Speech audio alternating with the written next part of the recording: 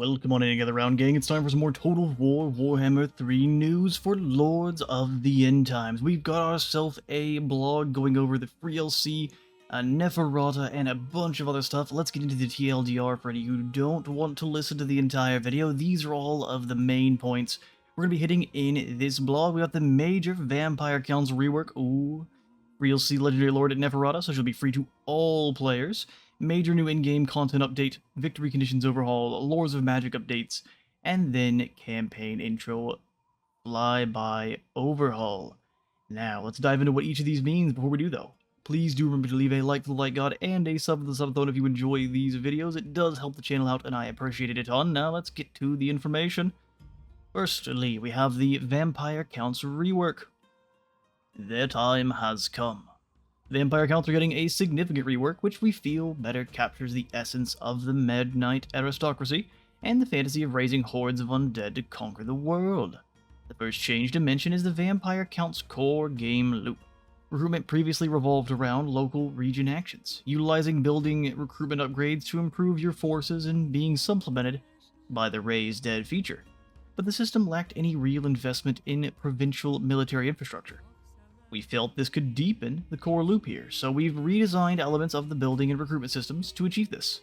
The new system tackles long-standing issues we felt existed in the previous Raise Dead mechanic, as it invalidated a lot of campaign aggression, such as giving you tier 5 units after fighting tier 1 units via battle markers. Raise Dead is now officially the default recruitment method for your undead hordes. All units other than the very lowest tier now have the unit capacity and require military buildings to increase that cap. Any unit can be recruited anywhere in the world provided you have the unit capacity for them and the relevant sources or resources to recruit them. So they're much more like Nurgle, where you can recruit your units once they've been grown in any of your buildings. They go into a pool and you can recruit them no matter which province you're in. Even if that province doesn't quite have your Soul Grinder of Nurgle building, it doesn't matter. You've got one in the pool and you can recruit it anywhere. That is your territory. This looks like it is anywhere in the world whatsoever, so even possibly in enemy territory. There is no longer a chance-based element to recruitment, which is awesome. There are going to be those that aren't the most excited about this change, but I think it is going to actually give the Vampire Counts more of a satisfying and, cohesive mechanic, as opposed to just waiting and hoping you get the right units after a couple battles, which is kind of lame, and your entire campaign can then completely be invalidated if you get the right units early on. This is a little bit different. Lower tier units, mostly tiers 1 through 3, are going to now require corpses, a new resource to recruit. Corpses are a provincial resource and generated as units are killed in the province. Similar to the old system and the bigger battles there are in a province, the more corpses you'll have to raise your legions. Recruiting higher tier units, 4 through 5, also requires tiers 4 through 5 also requires a new resource called Blood. This is primarily gained through certain buildings, which convert corpses in the province into blood proper, which is going to have many uses. Choosing how to spend it is going to be a critical decision. As well as recruiting high tier units, it's also spent on Confederation mechanics, certain critical buildings, blood decrees, vampire lairs, bloodlines, and technologies, which are being reworked as well. So a heap can be used for blood, and corpses are just for recruitment and for turning into blood. So we look here, we've got our vampire lair. First look, beneath the hidden vampire lair lies a sealed sarcophagus, where a Lord of the Night slumbers amid the spoils of their past conquests and tyrannies. Bloodline Lord to be awakened, no Lord selected yet, and we can empower the bloodlines the more we awaken. Sounds like the old system. So we've got 2,000 corpses being turned into blood a turn. It says we're not gaining any new, so maybe there's other ways through your buildings and different building chains you can actually generate corpses. Concealment. Oh, on the vampire layer itself, which it does look similar to...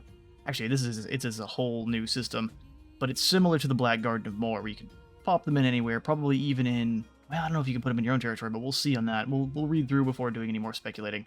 But you can dedicate to one of each of the bloodlines, and it just takes, looks like 500 blood to get them shoved in that sarcophagus. Okay, so we've got the different upgrades, looks like, for the different bloodlines in the lair. One who has prowled these lands for centuries knows precisely where the locals dig their graves. This empowerment just gives us 30,000 corpses. Good grief, that's a lot. Fallen set aside. Cool. We're adding a brand new feature in the shape of vampire lairs. Our goal here is to emphasize the preeminence of vampires and celebrate the unique traits of the different bloodlines. Getting new vampire lords now requires you to find a vampire lair, find a lair, and spend time developing it before awakening the vampire within. Developing a lair involves making choices which essentially customize the sleeping vampire with special traits, bonuses, and more. You can also choose how much time you want to invest in each vampire before awakening them for your faction.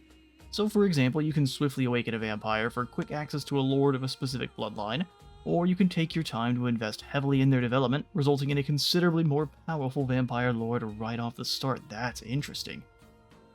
And the trade-off then being if that layer is discovered and then destroyed, all of that development is then for naught. That would be a bummer.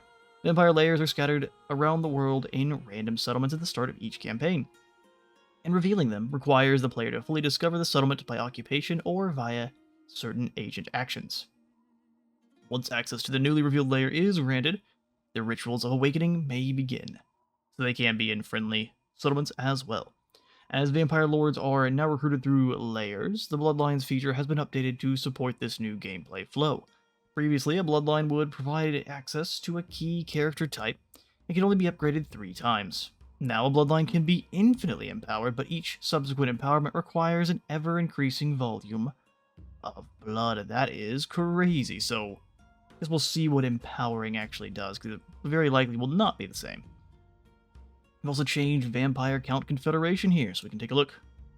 To confederate Heinrich Kimmler, the dreaded Lich Master, we need to drop the Barrow Legion down to 5 regions or fewer, and then we must maintain a total of 10 of any certain unit. Looks like there's a third goal as well. That's fun. You confederate Heinrich Kimmler, all of their legendary lords and heroes will be added to your hero pool, and the faction's army is destroyed, and the regions will be left behind, so they just leave their region and come join you. Interesting. Abandoned into ruins. So you don't get the territory. That is quite interesting. You have already confederated Daddy Vladdy and Mama Isabella. So they have. Neat.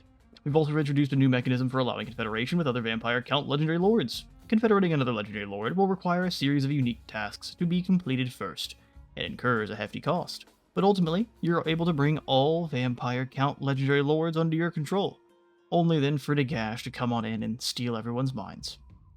Now for our free legendary lord Neferata for the Vampire Counts, whom I'm secretly more excited for than Nagash himself. Listen, I'm a man of taste.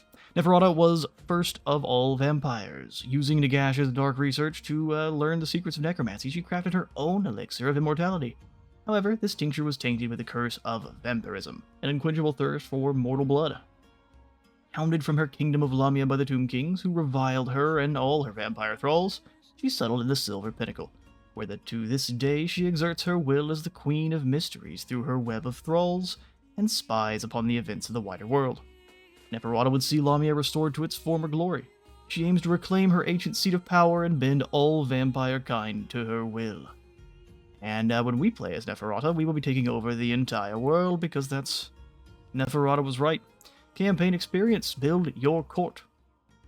She will be recruiting heroes to create secret vampire covens and build a powerful network of agents and spies. These include Neferata's Lamian vampire heroes and their campaign-only counterparts, the Handmaidens, to create secretive covens and generate Neferata's manipulation resource, among other benefits.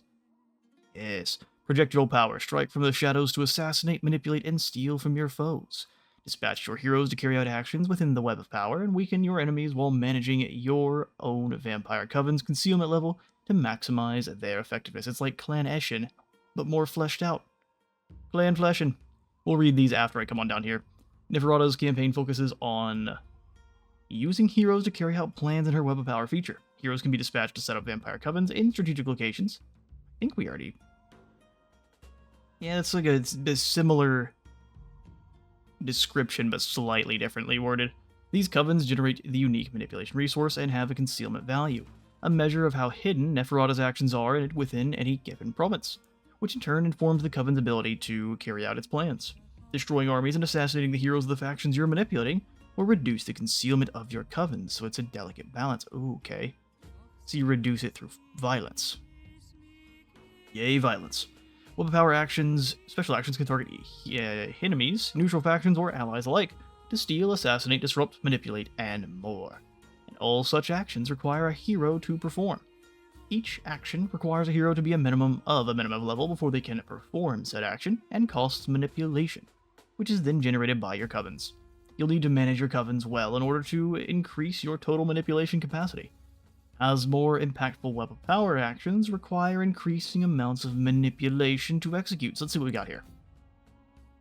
Weapon power, so listen gang, as you know, the witch site has taken its toll on me, so let's see. And Neferata surrounds herself with a network of other female vampires, who are bound to her by blood and ambition. The vampires of this Lamian sisterhood are the ageless queen spies and agents whose beguiling charms Neferata uses to weave her web of power that ensnares mortals and allows her to achieve her ends. Good grief. That one was difficult. So we've got Sap Wealth, lovely, Seductive Swindle, Seeds of Discord, The Final Hand, Secret, this is Street Journey, Assist Coven, Sabotage, Whispers of Insurrection, Fortitude of the Damned, Fangs of the Night, Lurid Distractions, Eternal Night, the Harridan's Gambit, and Scorched Sands, where this one is likely burning the settlement to the ground, and this one is likely turning the settlement to your control, kind of like Zinch. So you can also send Neferata. So any of the Lamian vampires can go out on mission. So it's like a fleshed out version of Clan Nation, but for vampires. We actually get to see what one of these does. So when the time comes that a useful idiot is useful no more, they must be executed with excised with utmost haste. Assassinate the target character, and the character performing it, will gain some experience. Just go assassinate whoever you want for some manipulation. Nice. Let me know in the comments what you think the rest of these actions might be alluding to with the names. Love to hear from you. Moving on, though, to Neferata herself, and look how fantastic she looks. Got this gigantic pole axe. I guess it's a pole axe, what you would call that. It's like a guillotine on a stick. And then you have her little parrying dagger / oh, you have a shield? That's cute. Now you no longer have an arm. And the biggest of hats. She makes the Chaos Dwarves look puny. Well done, CA. We did not skimp on Neferata, and I am impressed. Neferata is a powerful dual lore spellcaster and melee specialist with several mount options, Lamian special abilities, and 3 unique items. For her lore magic, we have vampires and shadows as a mix. For her mounts, we'll have Barded Nightmare, Hellsteed, Coven Throne, which is brand new, Dread Abyssal, and the Dread Abyssal and Zombie Dragon. So I wonder if these two are going to be only tied. So you'll only be able to use the Coven Throne and the Dread Abyssal if you have the Lords of the End Times DLC. Very likely they just won't show up unless you have it. Would be good, though, to actually give her these. That way it convinces people who may not have the Lords of the End Times. You play with Neferata with a Coven Throne and maybe a Dread Abyssal, and you go, ooh, I need to gash, and... well, I guess that is to gash to get both. I need to gash! For her unique items, we have Amit Kar, the Decker of Jet, which has a passive hex that reduces weapon strength and melee attack of all nearby characters. And then Akin Seth, the Staff of Pain, which is an active hex that grants spell mastery bonus to the target, namely Neferata or one of her handmaidens. Lastly, she has the Ruby of Lamia, which is a passive regeneration, a single short burst health regen when below 25% health. So she's going to be like a vampire version of Xiao Ming and be impossible to kill. Amazing. For her abilities, we have Twilight's Allure, which is a passive area hex around her, a 3-stage leadership and melee attack debuff. 3 stages sounds horrifying. Shadow Blood is an active, which is a magic missile, high damage, explosive projectile with a poison contact effect. Damages self to cast. You gotta slice a little bit of yourself to project that blood. And we're getting ahead of ourselves. We don't need to see the Coven Throne yet. What else we got here? We have a step. Active Hex. She throws a cat at them. Armor and melee defense debuff. Anytime you see an armor debuff, that is just whatever unit you decide is going to die now. Enjoy. You also have Hunger as a base passive for health regen, because she's a vampire. For her attributes, she causes fear. She's got dodge, and she's undead. All that makes sense. Look how good the Coven Thrones look. I'm hoping we get some Scythe infantry soon. There's scythes all over the place, but no Scythe infantry, and it's a darn shame. So do these things swing at people who get too close? Yes, they would. It's an undead throne, and then there's just going to be Sisters of Lamia all over these steps. Stoop walking. Coven Throne Riders. Oh, these are the riders of the Coven Throne. They're going to bonk people on the noggin with chalices of blood. How awesome. You know, they could have decided to cover them all the way up, and I don't have a single problem with the fact they didn't. Good on you, CA. Lamian Vampire Lord. She is all armored up properly.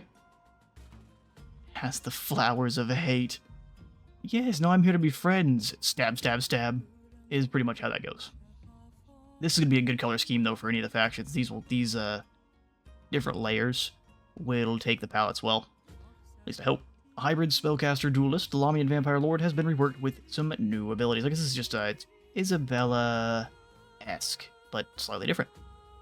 And I never used the Lamians in vanilla, so if this looks very similar to what the vanilla Lamians are, well, I might be overinflating it a bit. Lore of Magic, Vampires and Shadows mix. They are going to have the Nightmare, Hellsteed, Coven Throne, and Zombie Dragon as options. Abilities will be Seduction, same as... At least I think it's the same as...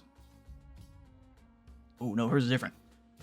So Seduction is a passive area hex, 3 stages, leadership and melee attack debuff. Very similar, though. We'll have a Transfix active hex, which is a melee defense debuff, and applies a silence and cannot move. Good grief.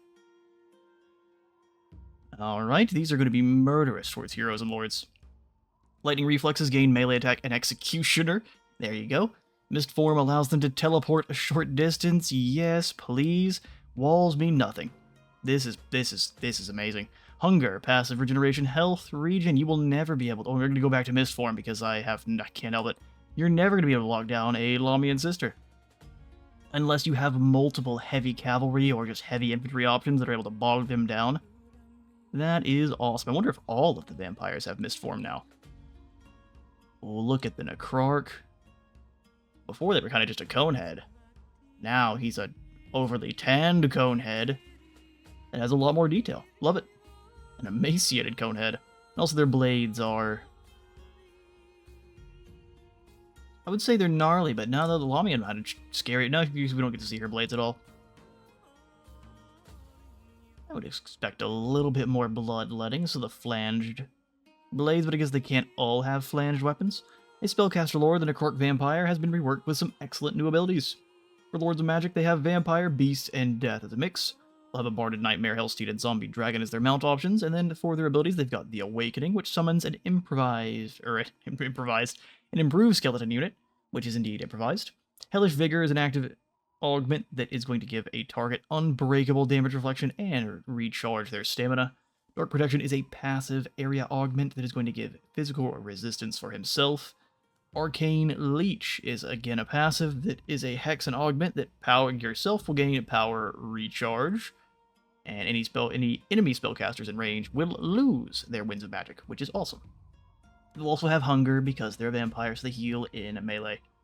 They'll cause fear, they're undead, and then moving on to the Lamians. So they didn't rework the Von Karsteins or the Blood Dragons then, so they're going to be exactly the same.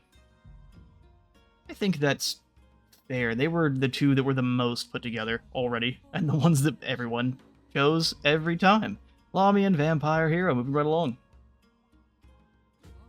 You know, this is a cool arming blade. Although I would prefer, if we're choosing and we're doing the old Star Wars lightsaber build, take this hilt, put it on this blade, and that's my favorite weapon. We don't worry about that though. The Lamians look fantastic, very unique, very distinct from their other vampires. a new Lamian vampire hero which emulates the hybrid spellcaster duelist role of their Lord counterpart. So they're going to be very similar to the Lords. Vampire and Shadow lore mix, Barded Nightmare and Hellsteed for their mounts. They don't have access to the dragon, which makes sense.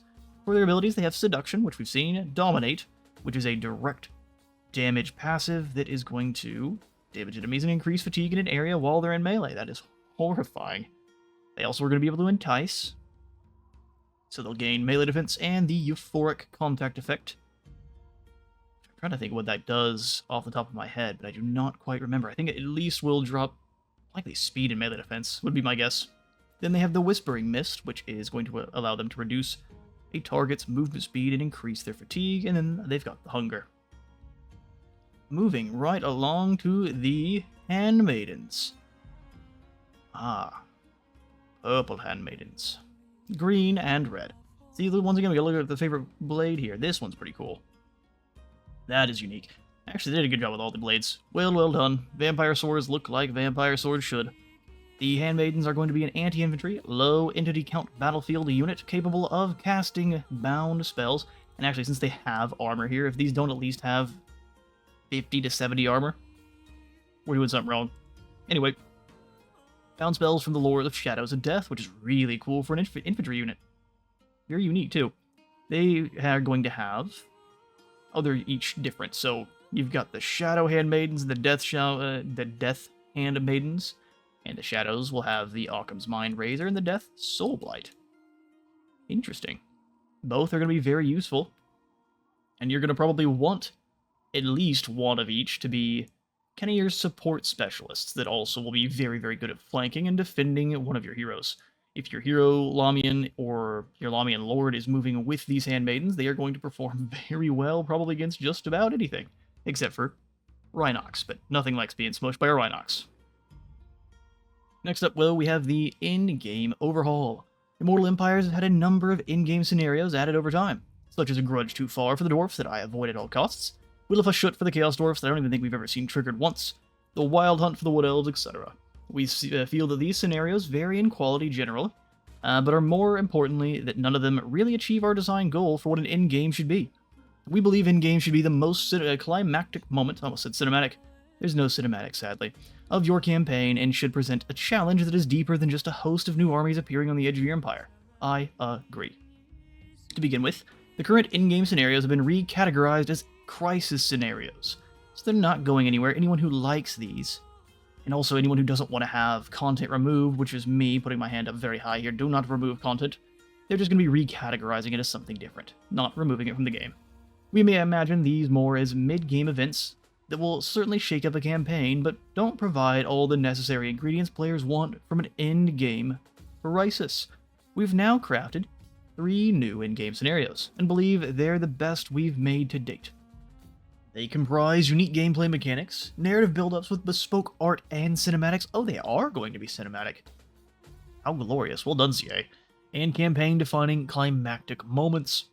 We, of course, provide options in the front end to opt out of these new in-games. If you do, you're weak. You've heard it first here. Wizard Hot Take. If you opt out of the new in-games, you are weak. As well as the newly categorized mid-game crisis scenarios. See, these I won't call you weak. Opt out of these, they're kind of boring. For players who want the full, uninterrupted sandbox experience, we've also included options to customize the in-games themselves. Beautiful. Taking a little bit of a page out of Age of Wonders book, and I think that's a very good idea. The 3 in-game scenarios heavily utilize devastation as part of their mechanics. And as the in-game commences, the music, campaign lighting, and terrain itself change as the in-game factions begin to conquer more of the world. Beautiful. As for our in-game overview, we have, firstly, the Chaos Invasion. Archaon has gathered the forces of Chaos and all are united under his banner. These factions now forego all thoughts of territorial conquest and only desire one thing: the utter destruction of the mortal world. All Chaos-aligned factions unite under Archaon, and huge numbers of Chaos forces invade the world. The Chaos Gods have bestowed immense power on Archaon for this undertaking. He is now nigh on invulnerable when his invasion forces first arrive. Only through defeating these forces and destroying his 5 key fortresses will you weaken him enough to stand a chance. When Archaon is finally weakened, you can attempt to defeat him in a final battle to banish the forces of chaos from the world and win, stopping Age of Sigmar in its tracks. Secondly, we have the endgame overview for the Vermintide. Horned Rat has spoken. Unleash the Vermintide. All of Skavendom rises up in the Great Ascendancy to conquer the world, with Screech Verminlord leading the Vermintide in the Horned Rat's name. Face an emboldened Skaven race that no longer cares to conceal itself. All Skaven settlements become visible as the Under Empire is unleashed, and the Skaven spread faster than ever, both above and below ground. You'll withstand waves of Skaven attacks as millions of Ratmen pour from the ground at key locations across the world. We push back those hordes and gather enough knowledge of the Vermintide's war plans to finally defeat it. Unfortunately though, then you still have to worry about Archaon. Oh, woe is you. Lastly, we have Nagash Rises. The Supreme Lord of Undeath has returned to end all life and rule over a world of eternal undeath. Ascension to godhood has long been his goal, and now he's closer than ever to achieving it. Nagash has a master plan. This commences as he begins moving his Black Pyramid to Nagash Azar. Nagash unites all undead forces beneath his control and commands his Mortarchs to enact his will. Through countless battles against the undead hordes, you must carve a path to the Black Pyramid and face Nagash in a final showdown that will decide the fate of the world. So if he moves his pyramid all the way to Nagash Azar, do you just lose? This one would be horrifying if that's the case. The pyramid moves one settlement a turn, and you're like, oh no, because you're all the way up in the Chaos Realms, and then the world explodes. 3 very cool sounding endgames. I cannot wait to try out all 3 of them. And then we're going to also have a victory conditions update as well. Immortal Empire's victory conditions have long been a mix of thematic objectives and general goals, or generic goals, and we believe that the quality of victory conditions across factions wasn't always consistent. No, it certainly was not. Some really capture the motivation of a legendary lord or faction, while others are more functional and generic. That is true. We've updated victory conditions, in fact, most are more functional and generic. We've now updated victory conditions with a single design goal in mind. We want to ensure each campaign has a set of loreful objectives which each legendary lord or faction would aim to achieve. Where possible, these objectives will include that faction or culture's unique mechanics as part of the victory condition. Now this is very good.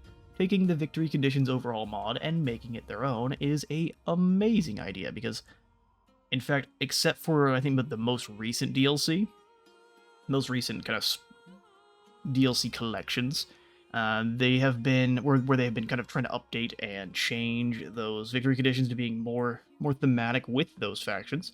Beforehand, they're all very, very, very generic. So this is amazing. We've also updated the rewards that victory conditions grant. Short victories will generally provide one reward that is shared by all legendary lords in the culture, and another legendary lord specific reward to match the motivations or playstyle. While long victory rewards will remain more generic. Our goal here is to encourage the use of special short victory rewards to assist in achieving a long victory, and the long victory rewards to help you towards a domination. For those of you who do in fact enjoy going for domination victories, and who knows, this might make those domination victories more common. Moving on then to the 3 lores of magic that have received updates, starting with the lore of vampires. We felt this was the perfect time to give the lore of vampires a well-deserved visual update with some new fancy spell effects, so no real overhauls there, but just a nice visual overhaul like we've seen with Lore of Life and a few of the others in the past. Lore of Neferata is a spell lore that we frequently see raised as lacking impact compared to many other lores of magic outside of Sirian's Vengeance. This has now had a balance pass to uplift it where appropriate. We'll see. Lastly, Lore of Stealth for the Skaven, which I didn't even realize was called Lore of Stealth. I think I just called these guys, the Lore of Eshin. Similarly to the Lore of Nakara, the Lore of Stealth often gets overshadowed within the triumvirate of Plague, Ruin, and Stealth. While keeping the gameplay identity of Stealth, we've given the lore a little bit of a bump to make it more competitive with the other Skaven lores. I think Warp Stars was just about the only lore in this that was good. That, and I think Brittle Bone that dropped armor. Anything that drops armor is always useful. And then the Warp Stars just did an obscene amount of damage. Very lastly here for this blog, we have the Immortal Empire's Flyby overhaul. The introductory faction flybys in Immortal Empires have largely consisted of a single camera pan down to your legendary lord. We originally made this decision to give us greater freedom to adjust the starting position of legendary lords over the long course of Immortal Empire's development. as redoing the bespoke introductions seen in Total War Warhammer 2 would be quite work-intensive. However, we now have very well-established starting positions for all the legendary lores which are unlikely to change over time. With that in mind, we've been looking at ways to use flybys as more of a celebration of the Warhammer world and its characters, which is a fantastic idea. For the purpose of creating new flybys, we've divided the Immortal Empire's map into 14 distinct theaters that we feel have clear geographic and loreful connections. Intro flybys now work so that factions in the same theater will use a shared flyby. You're given the same background on the theater, or some background, and the flyby introduces some of the motivations of all the major factions in the area. This actually also gives them a really good opportunity to change those flybys as needed. If they decide to move lords or factions to different areas, it's not as big of a deal for them just to re-record a theater generic flyby as opposed to one for each individual faction that is giving you kind of a rundown for specifically the area they're at. That way they have to redo every one of those one at a time. This is fantastic. And then it swoops down to your chosen lord at the very end. Join us this Wednesday for our first in-time stream, also known as Wednesday. Yes. Tune in for the first look at 9.0. Well, hopefully we creators get hands-on quite soon. It looks like the highest tier of creators do already have some videos out, which I haven't had time to look at, but I will need to jump on in. Great Book of Grudges has a video on the Lawman Sisterhood. I think just about all of them have campaign footage for Toddy. So get in there and give those a watch if you haven't already. This has been fantastic to learn about.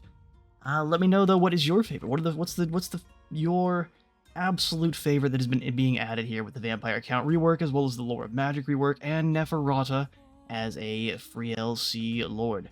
Would love to hear from you in the comments, but that's going to be all from me for today. Thank you all so much for dropping on by. If you enjoyed, please do remember to leave a like for the like god and a sub for the sub thon, and I'll see you fine folk in the next one.